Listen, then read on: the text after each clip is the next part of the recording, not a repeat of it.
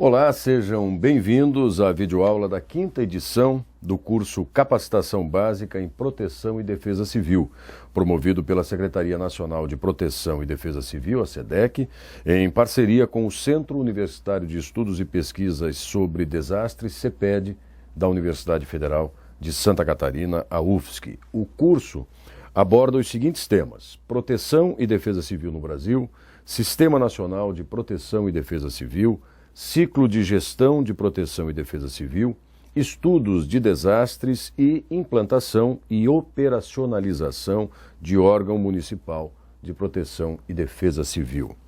Para esta videoaula, nós convidamos para conversar aqui conosco no estúdio a Daniela Lopes, ela que é assistente social e psicóloga, especialista em psicologia sistêmica. Atua como consultora em políticas públicas com ênfase na área de segurança, de direitos humanos e proteção global frente a riscos e desastres. A Daniela tem 20 anos de experiência profissional na área pública federal e do Distrito Federal, além de desenvolver atividades de ensino aplicadas à gestão de riscos, de desastres naturais e tecnológicos. Também atua como consultora para temas relacionados à mobilização social, percepção de riscos e proteção. Daniela, um prazer recebê-la aqui. Obrigado por ter aceito essa convocação para vir falar com a gente, com os alunos desse curso também, sobre esses temas aqui na primeira videoaula. É uma satisfação, eu que agradeço o convite, e é uma satisfação principalmente poder falar para alunos de proteção e defesa civil do país inteiro. Muito bem, vamos começar conversando, Daniela, sobre a importância de uma política nacional de proteção e defesa civil e também, nesse sentido, essa inserção recente dessa palavra ou desse conceito proteção junto à defesa civil. Bom, eu entendo, Áureo, que nós temos aí duas questões, ou vamos dizer, duas palavras que merecem a nossa reflexão dentro do questionamento que você está me fazendo. Primeiro que nós estamos falando de uma política nacional, né? E nesse contexto, principalmente em função da realização da primeira Conferência Nacional de Defesa Civil, hoje nós falamos de uma política pública, né, de proteção e defesa civil. Falar em uma política pública significa necessariamente dizer que as ações de defesa civil devem estar organizadas no nível federal, nos estados e nos municípios de uma maneira sistêmica, universal e igualitária. Né?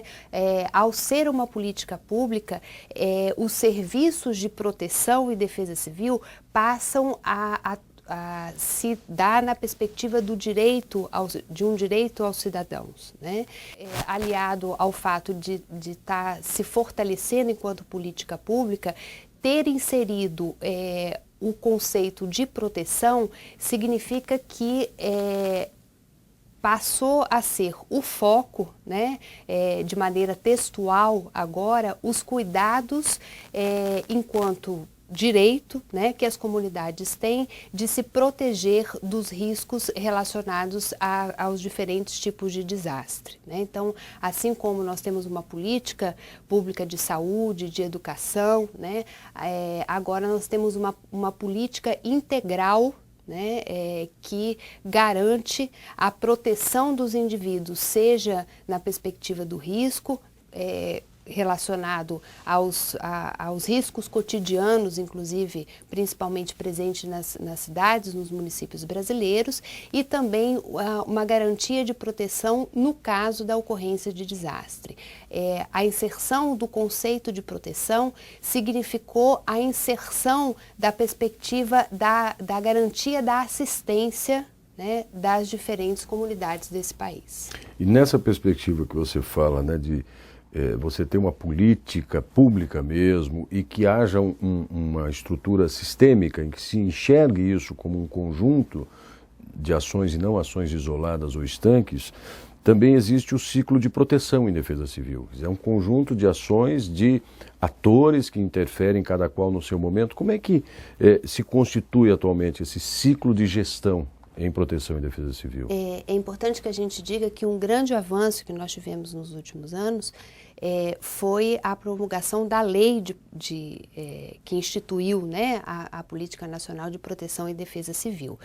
E nesta lei, que é a 12.608, que os alunos vão aí se debruçar sobre ela, veio inserido uma nova etapa no ciclo de gestão de risco de desastre, que foi a etapa de mitigação, né? Então, hoje, nós temos, dentro do ciclo de gestão de risco de desastre, a fase de prevenção, de mitigação, né?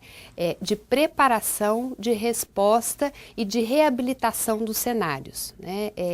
O fato de termos aí uma nova fase, apesar dessas todas, para que elas sejam efetivas, elas precisam atuar de maneira contínua, né? As suas atividades precisam se dar de maneira contínua, mas a inserção de uma nova etapa, que é a de mitigação, significa uma atenção mais detalhada para que os riscos já existentes sejam diminuídos, né? E isso significa que houve uma ampliação no foco, né, da atuação na redução de vulnerabilidades, que é o que é possível, né, que se faça para que as comunidades não sofram consequências tão graves, né, quando da ocorrência de um desastre. Agora, recuperando também algo que você se referiu há pouco na resposta à minha primeira indagação, você dizia, né, o Brasil já tem políticas públicas de saúde, o Brasil tem políticas públicas em outras áreas, passa a ter uma política nacional integrada, sistêmica, também na área de proteção e defesa civil, em que cada esfera, a União, os estados e os municípios, têm papéis a serem cumpridos. E um dos objetivos desse curso é trabalhar junto aos alunos a questão da implantação e da operacionalização do órgão municipal da defesa civil, que é a rigor onde o desastre acontece, onde é preciso atuar.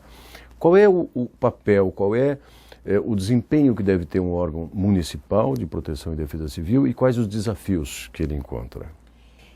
Durante muito tempo, foi dito, né, no contexto do Sistema Nacional de Proteção e Defesa Civil, de que as coordenadorias municipais de proteção e defesa civil deveriam ser fortalecidas porque é no município que o desastre acontece, né? Dentro de uma perspectiva desta nova política pública de proteção e defesa civil, eu diria que é importante fortalecer os órgãos municipais de proteção e defesa civil porque é no município que o risco, né, se estabelece. Né?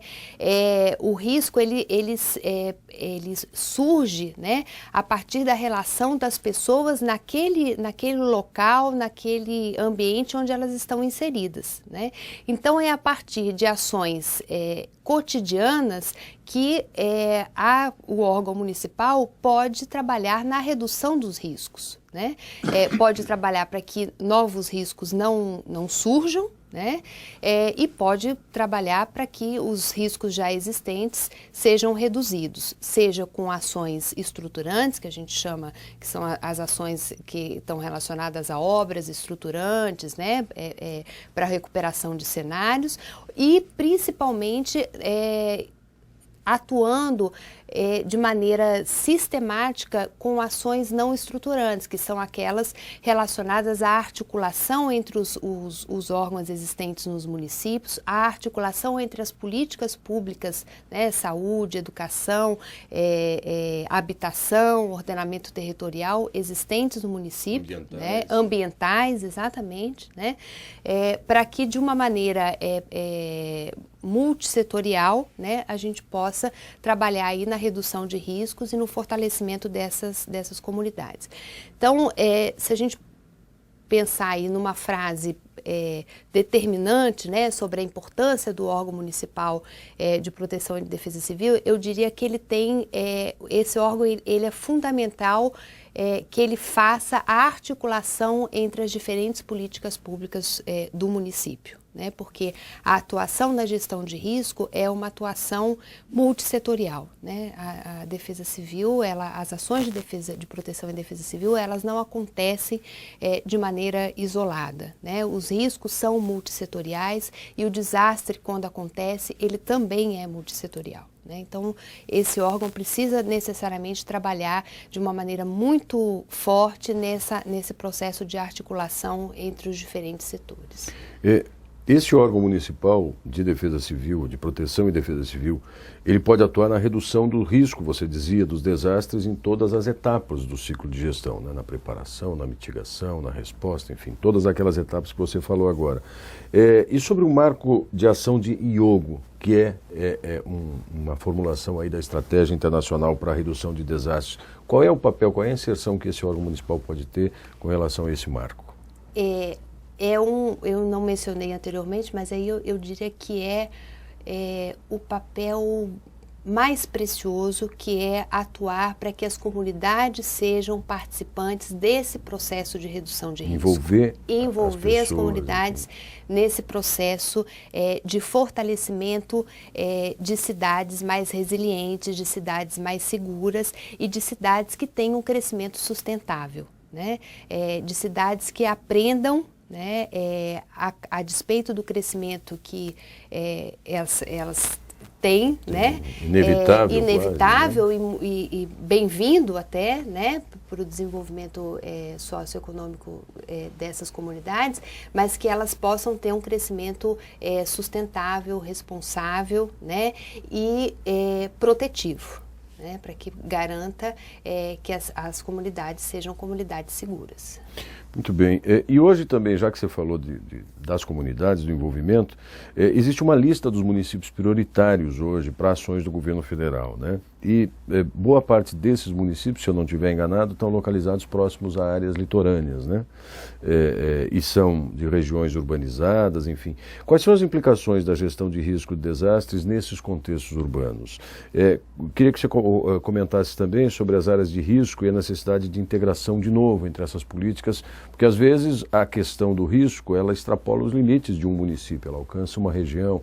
Como é que pode-se pensar dentro dessa perspectiva dos municípios prioritários aí, eleitos, né, escolhidos, indicados? Aí? A despeito de, claro, ter esses municípios prioritários, né, que foi uma decisão inteligente, na minha opinião, do governo federal, no sentido de estar cuidando prioritariamente ou primeiramente, né, daqueles municípios que têm uma maior vulnerabilidade, né? Mas o fato é que as cidades brasileiras, de maneira geral, elas têm crescido, né, muitas vezes de uma maneira desordenada, né? No caso das cidades litorâneas, a gente costuma fazer uma reflexão de que não é o mar que está chegando nas casas, né? As casas foram chegando, foram avançando para o mar, né? No caso de cidades que têm um relevo acidentado, as cidades foram subindo morro acima, né? Então, de maneira geral, as cidades cresceram de uma maneira desordenada e os riscos foram se estabelecendo, né? Então, o desafio é pensar em políticas públicas que possam garantir, sim, o desenvolvimento dessas cidades, né? Mas de uma maneira que os riscos não sejam intensificados, né?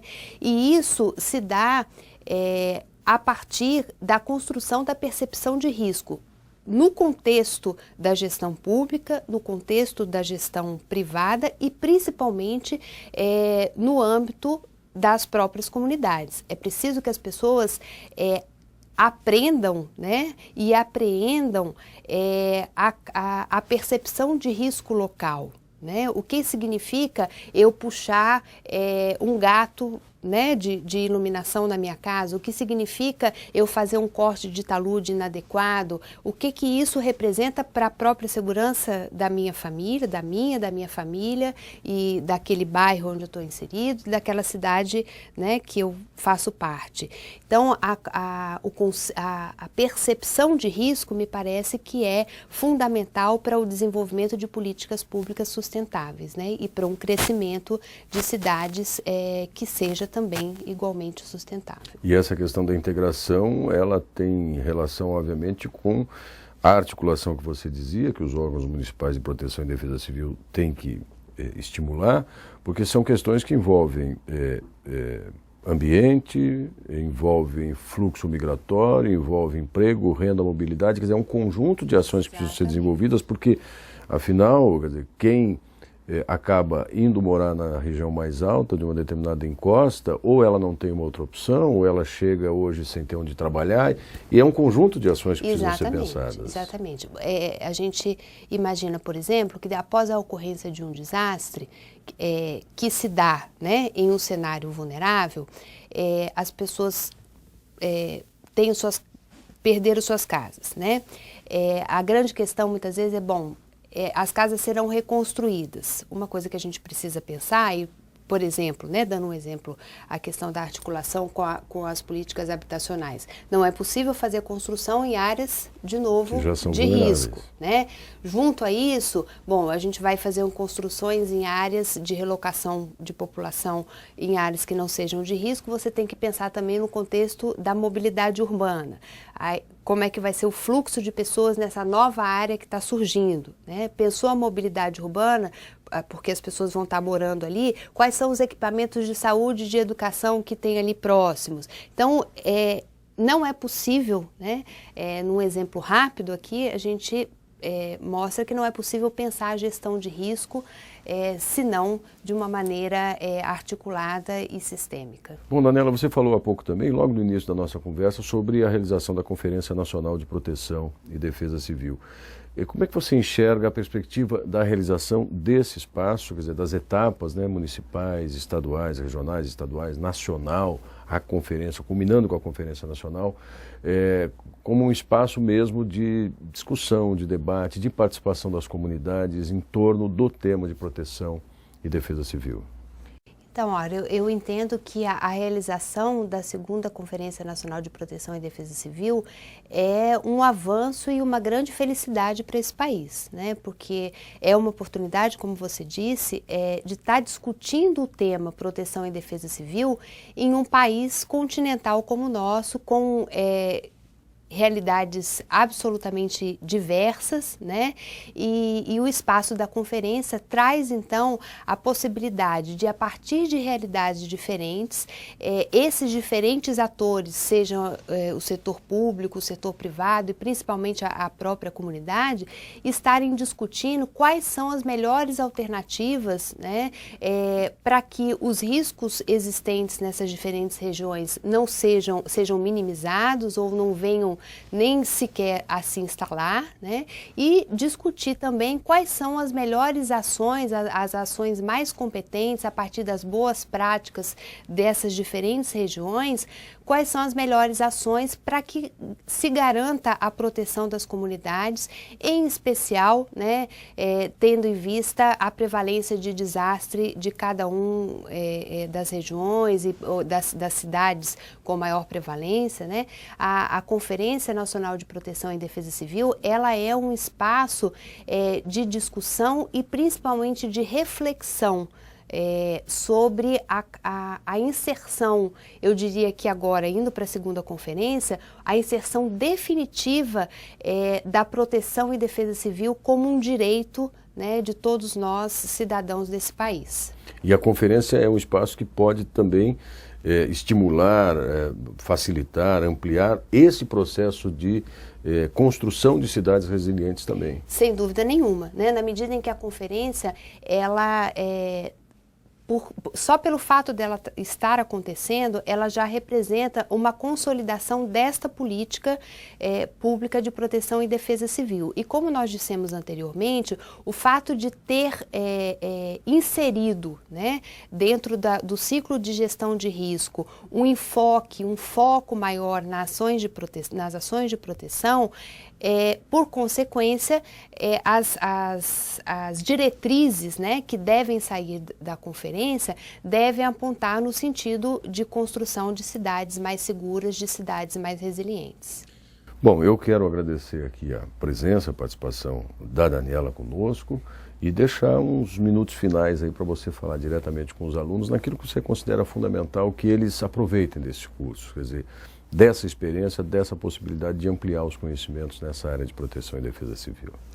Bom, eu gostaria de agradecer muitíssimo a oportunidade de poder compartilhar conhecimentos com os alunos e com todos, né, que tem interesse nessa temática que é tão preciosa, que diz respeito à sustentabilidade dos seres humanos desse país, né? Dizer aos alunos que o tempo que eles estão dedicando a esse tema, sejam eles atores da área de proteção e defesa civil ou da comunidade ou de qualquer outro setor público ou privado, de que vocês tenham clareza da importância desse tempo que vocês estão dedicando, porque ele pode significar efetivamente maior segurança para o local onde vocês vivem, pode significar verdadeiramente vidas salvas em um momento de desastre. Então parabenizar todos vocês pela disposição, pela disponibilidade de estar fazendo esse curso e desejar que todos possam aplicar, seja no seu trabalho ou no cotidiano das suas comunidades, os conhecimentos que nós estamos aqui trocando. Daniela Lopes, muito obrigado mais uma vez pela sua participação e para você que nos acompanha, você que é aluno desse curso, não esqueça, acesse o ambiente virtual de ensino-aprendizagem, participe das atividades, interaja com seus colegas, estudantes, com seus tutores, monitores, enfim, aproveitando ao máximo o que o curso oferece para vocês. Um bom trabalho.